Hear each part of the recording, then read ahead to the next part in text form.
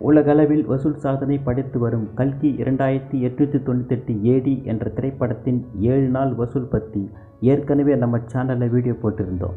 இப்போ 10 நாளில் படைத்த வசூல் நிலவரம் குறித்து ஒரு தகவல் கிடைத்துள்ளது. அதை பற்றி பார்த்தோம்னா, இப்படத்தில் பிரபாஸ், கமல்ஹாசன், அமிதாப் பச்சன், தீபிகா படுகோன் உள்ளிட்ட பலர் நடித்துள்ளனர். முதல் நாளிலிருந்தே இப்படம் வசூல் சாதனை படைத்து வருகிறது. இந்த நிலையிலே 10 நாட்களை கடந்து வெற்றிகரமாக ஓடிக்கொண்டிருக்கும் கல்கி திரைப்படத்தின் வசூல் குறித்து விவரம் வெளியாகியுள்ளது. அதன்படி இப்படம் இதுவரை உலகளவில் சுமார் 805 கோடி ரூபாய் வரை வசூல் செய்துள்ளது. மேலும் தமிழ்நாட்டில் இதுவரை 31 கோடிக்கு மேல் வசூல் செய்துள்ளதாக கூறப்படுகிறது. இது இப்படத்திற்கு தமிழ்நாட்டில் கிடைத்துள்ள மாபெரும் வசூல் என பார்க்கப்படுகிறது. வசூல் விவரங்கள் குறித்து இப்படத்தின் தயாரிப்பு நிறுவனம் வைஜெயந்தி மூவிஸ் தொடர்ந்து அதிகாரப்பூர்வமான அறிவிப்புகளை வெளியிட்டு வருகிறார்கள்.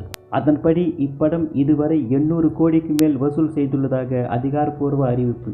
அது மட்டுமல்லாமல் இன்னும் ஓரிரு நாட்களில் 1000 கோடி ரூபாய் வசூல் செய்தாலும் ஆச்சரியப்படுவதற்கு இல்லை என சொல்லப்படுகிறது. இந்நிலையில் கல்கி படத்தின் இயக்குனரான நாக் அஸ்வின் இப்படத்தின் 2ஆம் பாகம் குறித்து பேசியுள்ளார். அதில் அவர் என்ன சொன்னார்னா, 2ஆம் பாகத்தில் பல சுவாரஸ்யமான விஷயங்கள் இருக்கு.